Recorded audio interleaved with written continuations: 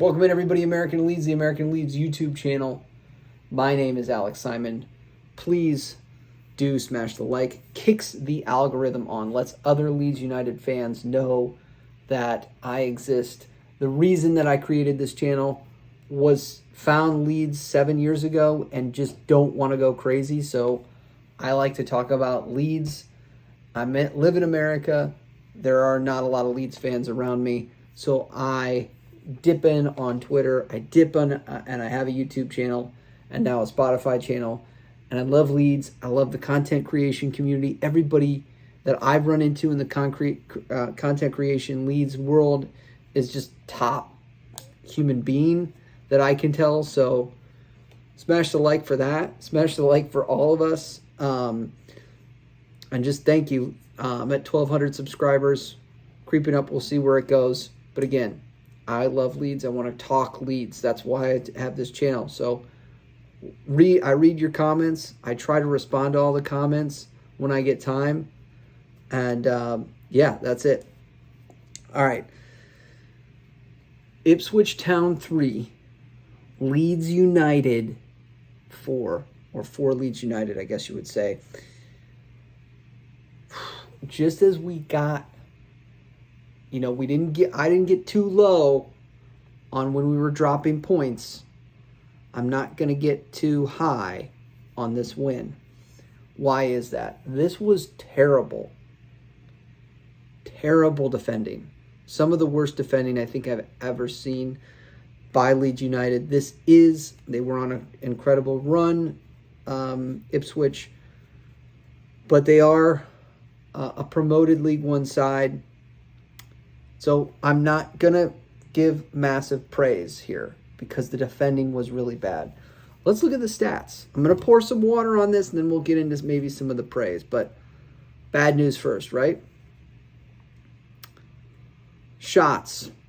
Who had more shots? Well, Ipswich had more shots. We had more shots on target. Okay, shots, just general shots. 23 shots by Luton Town, 14 by us. 9 shots on target by us. 6, I believe, shots by Luton Town on target. Who had more possession? Who do you think had more possession in that game? Well, I'm sorry, Ipswich Town. If I said Luton, I apologize. Ipswich Town has had more possession, 58% to 42% by Leeds United. Who had more passes? Well, you would think Ipswich Town, 510 passes to Leeds United, 381. Who had better pass accuracy? Better pass accuracy, Ipswich. 84% to Leeds United, 80%. Who had more corners?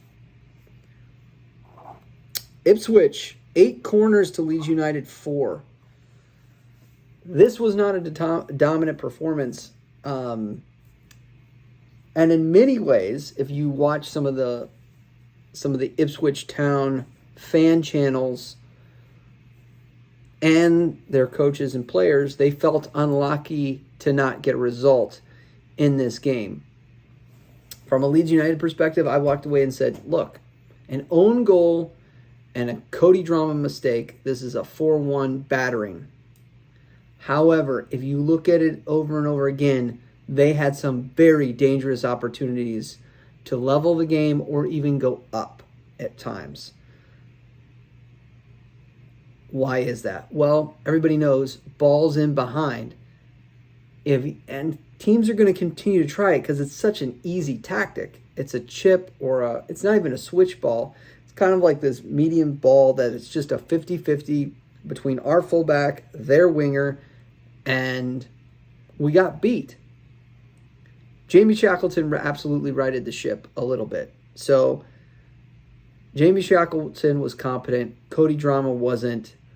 If that change doesn't happen, maybe that doesn't happen. But I gotta be honest with you. Even then, just our fullbacks were so poor, and I'm including Bill Ayling in that. And the communication with the back line, whether that was an offside trap, it was just really poor defending. Some of the weakest defending I've ever seen in my 7 or 8 years being a Leeds United fan by the back line. Worst communication from the back line. And I don't see any leadership there. So I'm kind of throwing some water on it. I'm throwing some salt on it and saying that, look, I'll get into the positives now. The front four, they haven't even played together 24 hours. And they each scored a goal. Specifically, Jorginho Rutter and Joel Perreault. That sliding door combination is going to continue to cook. They are just getting started. It looks like Jorginho is going to be doing some of the hard work, and Joel Perreault is going to take some of the glory. But Jorginho can definitely facilitate a goal by himself, which is something that we've seen on highlight videos. But it's been nice to actually see in a Leeds United shirt. So, a week ago I said, the front four still hasn't scored. Each of the front four scored. They're going to continue to gel. They're going to continue to work. But the reality is, we can't expect us to score 4 a game. So I'm just throwing a little bit of salt on this game. Yes, I'm absolutely excited. We need to still hold on to, for me, we need to still hold on to Mr. Nanto. And, the fact that Sinisterra is here is just, it's wild. It's crazy that he's even here. All right. So fullbacks, everybody's got that on their list.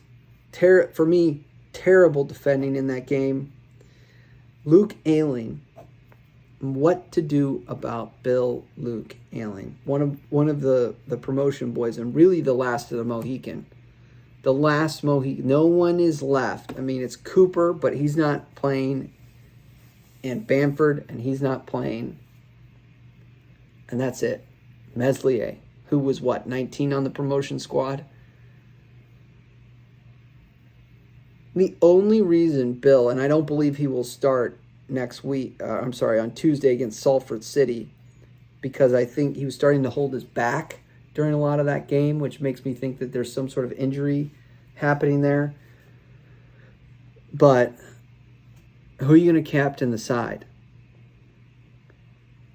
This team is completely now turned over from the promotion side. And someone has to step up and captain this. There has to be a new captain announced. The captaincy succession is obviously Cooper, Ayling, Bamford. It's got to be fresh. We got to get it fresher in there. And I think Ampadu's the next person. He just came in this summer, but who else would you give it to? Everybody is either new, was on loan, is a kid. It's got to go to Ampadu next, and I think Ampadu needs to eventually be the consistent captain for me for this season, in order for this promotion to really click. Because I don't think Bill can start every week. I just don't. Everybody's been saying it. The only reason to me he's starting was, 1, he scored the week prior, and 2, he wears the armband, and there's no real person to give the armband to right now. If you knew Meslier was going to, can you give a captaincy to a goalie? I think you can, but if you knew Mez was going to stay here and be in form, maybe you give it to him. He's a long-standing player. So I'm just thinking that there's a captaincy issue here that Farka has to manage. This is, again, me being really critical. Everybody's kind of got the pom-poms out after Saturday, which I'm there too. We're going to cook. But rewatching that game, it was not as if this was a complete dominant performance. Okay. Salford City, this is my last point. Salford City, this is kind of last chance saloon for some of these younger guys. I think before they either stay here, they're part of the program this year. They're not part of the 21s. They're kind of these bubble young players. But the likes of Bate, Jabby, Drama, Jamie Shackleton, these are the guys I want to see play on Tuesday. Jamie Shackleton might be giving the new Stuart Dallas shout. I completely buy that. The Swiss Army knife of this season. We're going to need a player like that. And I just think he always puts it in a shift.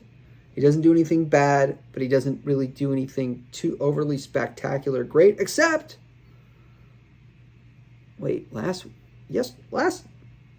game he put in Sinisterra beautifully. So I want to see Jamie Shackleton be a part of the senior program.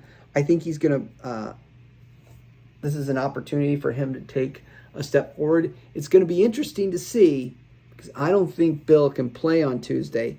Who is that captain that steps out on there against Salford City next week? On Tuesday. That's it. That's my time. What do you guys think? Should we just... I'm excited. I'm with everybody else. The whole content creation community is excited about the front four. And Glenn Kamara, there's Glenn Kamara videos that are going to be happening. I think it's going to booster the midfield. Absolutely. We have to have a clean midfield to not even get it to that last line. But we need fullbacks. It's not even about a complete team. It's like we won't last. If you look at what Ipswich did, they just kept targeting the fullbacks. They're going to if you put 6 balls in behind our defense towards our fullbacks each game, right? Each half, 12 a game.